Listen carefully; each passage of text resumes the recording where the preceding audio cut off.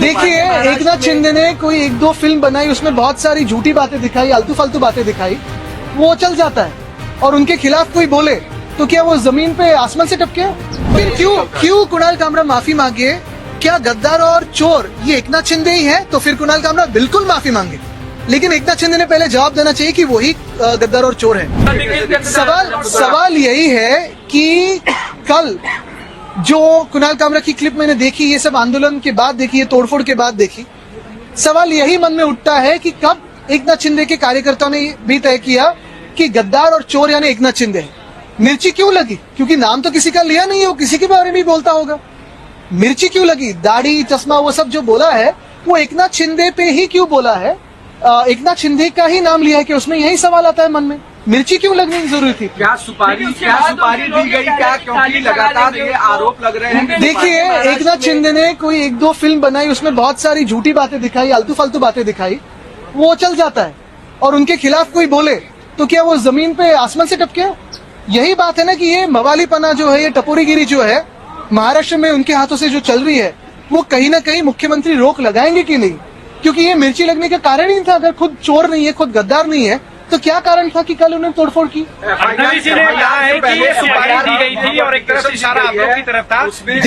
देश नहीं, पूरी दुनिया जानती है कि गद्दार और चोर कौन है, लेकिन अब तक तो ये एकनाथ शिंदे नहीं मानते थे। अभी कल जो हमला किया उन्होंने, तो अभी शायद मानने लगे हैं कि गद्दार और चोर अगर किसी के बारे में बोले तो वो खुद है।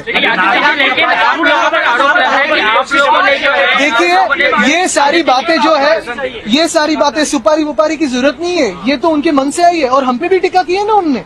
कुणाल कामरा ने कितने बार हम पे बातें की है, कितने बार सारे लोगों पे की है। कल तो मोदी साहब पे भी की है, बहुत लोगों पे की है, लेकिन किसी की रिएक्शन इतनी नहीं आई। कितने बार पिछले 20 सालों में, 25 सालों में प्रधानमंत्री महोदय पे बातें हुई है, बहुत सारे लोगों पे बातें हुई, लेकिन कोई ऐसे रिएक्ट नहीं करता है। कल की बात कुछ अलग मिर्ची लगाने वाली बात थी, ऐसी ही रिएक्शन है।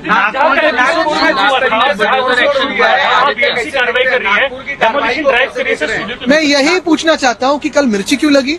दूसरी बात यही है कि कल जो तोड़फोड़ हुई है, जैसे उन्होंने कहा, मुख्यमंत्री महोदय ने कहा कि नागपुर में जिन्होंने तोड़फोड़ की उनसे पैसा लिया जाएगा।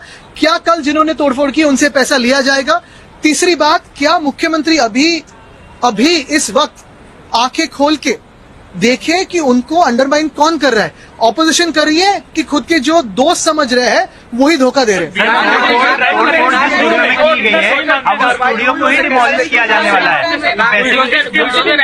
ये बुलडोजर राज बिल्कुल ठीक है, लेकिन ऐसे ही कार्रवाई क्या कोरटकर पे करेंगे? क्या सोलापुरकर पे करेंगे? क्या वो कार्रवाई कोश्यारी जी पे करेंगे? और क्या ये एकनाथ शिंदे की जो चिंदी चोर है वो कोरटकर और सोलापुर पे चिल्लाएंगे ऐसे?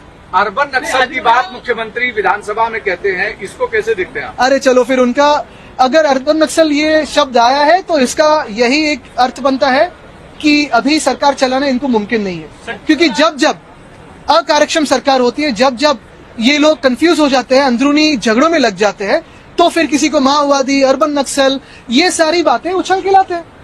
मुंबई के रास्ते को लेकर मीटिंग होने वाली है, इसको कैसे आप लेकिन क्यों कुणाल कामरा माफी मांगे?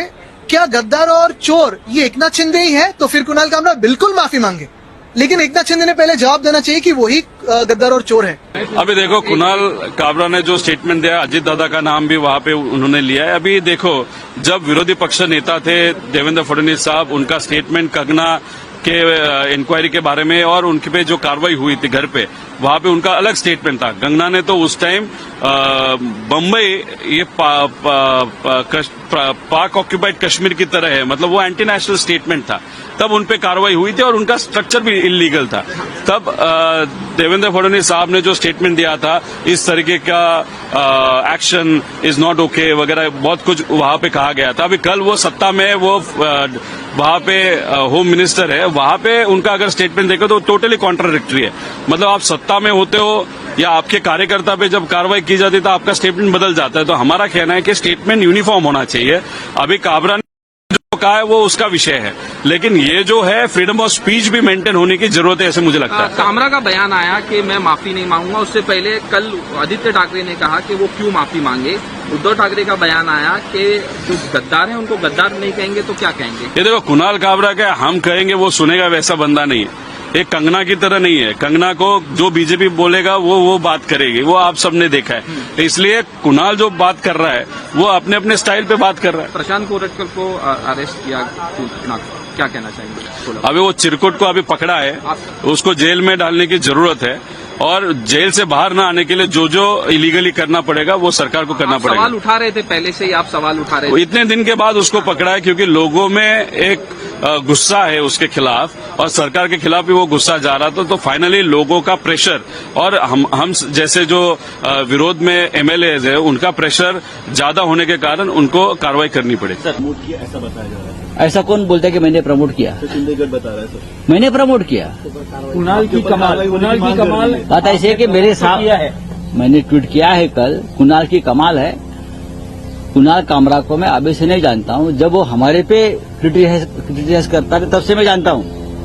कुणाल कामरा ने हमारे ऊपर भी इसी प्रकार से टीका टिप्पणी की है।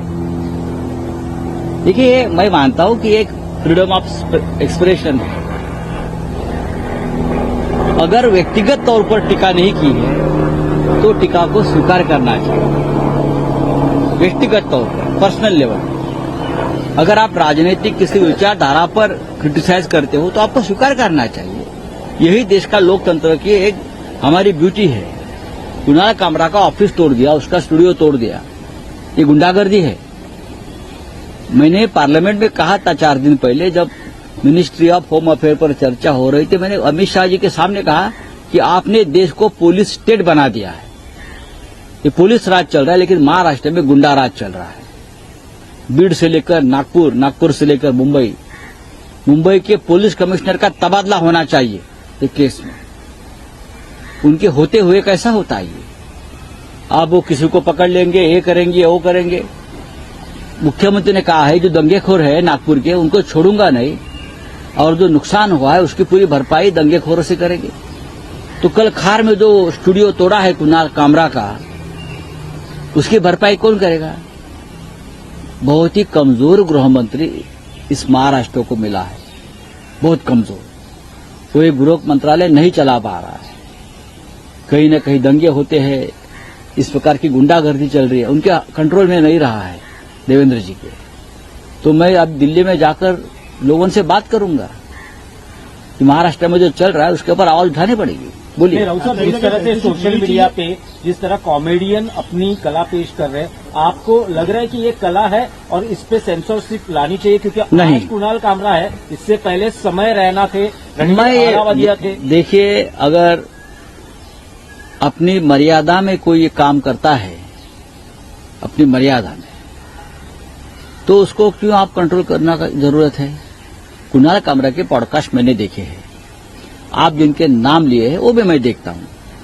अगर किसी के आप पर्सनल अटैक किसी के ऊपर नहीं कर रहे हो तो मैं नहीं मानता हूं कि कोई गलत बात आप कर रहे हो। देश में जो भी चल रहा है कुछ, उसके ऊपर अगर कोई मेरी बात में रखता हूं, मेरी जो शैली है, मेरी जो स्टाइल है, उससे अब मैं लिखता हूं ना दर्द सामना में, मैं मेरे स्टाइल से लिखता हूं। किसी को पसंद आता है, किसी को पसंद नहीं आता है। जिसको पसंद नहीं आता है वो मेरे पर क्रिटिसाइज करते हैं, वो मैं एक्सेप्ट करता हूं। अगर उससे भी किसी को दर्द होता है तो मेरे खिलाफ कोर्ट में जाते हैं, वो भी मैं एक्सेप्ट करता हूं और कोर्ट में जाकर मेरी लड़ाई लड़ता हूं। आपके पास कानून है, आप कानून के तहत कार्रवाई करो। आप कानून हाथ में लेकर इस प्रकार से लोगों को मारपीट नहीं कर सकते। क्या राउत साहब, शिवसेना यूबीटी इस वक्त कुणाल कामरा के साथ है? जो भी पॉडकास्टर्स है और उनको इस प्रकार से दहशत में रखा गया है, उनके साथ हम हैं, हम रहेंगे। क्यों नहीं रहेंगे? लोकतंत्र है, सबका अधिकार है बोलने का। जब तक आप अपनी मर्यादा और अपनी हद पार नहीं करते तब तक हम आपके साथ रहेंगे। नहीं, लेकिन आपको नहीं लगता कि ओटीटी हो या सोशल मीडिया, कुछ सेंसरशिप की जरूरत है? बात ऐसी है, कुणाल कामरा ने क्या गलत कहा है मुझे बताइए, जो पहले भी बार बार हम लोग कह चुके हैं। चुनाव में, विधानसभा लोकसभा में इस प्रकार पर बहुत से गाने भी आए थे। थाने की रिक्शा, क्या एक दाढ़ी वाला, कौन है ये मुझे मालूम नहीं। लेकिन राउत साहब, ये तो व्यक्तिगत आलोचना हुई, तो कहाँ है? पॉलिटिकल इंडिफरेंसेस अलग। कहाँ है व्यक्तिगत आलोचना? कहाँ है मुझे बताइए। आप थाने में रिक्शा की है क्या? दाढ़ी वाले एक ही है, नरेंद्र मोदी जी को दाढ़ी है, अमित शाह जी को दाढ़ी है। हाँ, हम भी कल दाढ़ी बढ़ाकर घूम सकते हैं। बाला साहब ठाकरे साहब को दाढ़ी थी। क्या है, आप इतना पर्सनल क्यों लेते हो? आप कौन हो भाई? आप लोकतंत्र को मानो, डेमोक्रेसी को मानो, संविधान को मानो। अगर आपको लगता है गलत है, आप कोर्ट में जाइए, आप न्यायालय में जाइए, आप पुलिस में जाइए। मुख्य आरोपी उसके घर पर बुलडोजर चलाया जा रहा है। देखिए, बुलडोजर चलाना है तो सभी जात और धर्मों के दंगेखोर जो है उनके ऊपर बुलडोजर चलाओ। एक धर्म के ऊपर दंगा किसने भड़काया? दंगा भड़काने वाले आपके कैबिनेट में बैठे हैं। औरंगजेब की कब्र उखाड़ने की बात करने वाले और लोगों को दंगे के लिए एनकरेज करने वाले जो लोग हैं वो आपके कैबिनेट में आज भी बैठे हैं। चला उनके ऊपर बुलडोजर। चलिए, thank you very much. Raj Thackeray ji का बयान हाँ, आया क्या है? वो कह रहे हैं कि एक खोखिया भाई को क्या लेके बैठे, महाराष्ट्र की पूरी विधानसभा खोखा से भरी। मैं राज ठाकरे की जो बात है उनसे मैं सहमत हूं। जो सरकार बनी है ये ऐसे खोखिया भाई से बनी है। आज की जो सरकार है ये खोखिया भाई की सरकार है। आप देखिए ना कैसे कैसे लोग किस तरह से चुनकर आए हैं। दहशत, पैसा, होटल लिस्ट में गड़बड़ी, ईवीएम गड़बड़ी, ये सिर्फ खोखिया भाई कर सकते हैं। सीधे साधे जो लोग हैं चुनाव लड़ते हैं वो इस तरह से चुनाव न लड़ते हैं न जीतते हैं। तो मुख्यमंत्री से लेकर 2 उप मुख्यमंत्री और उनके साथ जो 200-300 लोग अब आए हैं वो सब खोखिया भाई के वारिस हैं। ये सब खोखिया भाई के बगल बच्चे हैं। तो राज ठाकरे जी ने बात सही कही है। राज ठाकरे भी एक व्यंग्य चित्रकार है, कार्टूनिस्ट है। तो उनकी जो सोच है वो सोच के मुताबिक ये उनका कहना मैं मानता हूं। खोखिया भाई वाली जो प्रतिमा है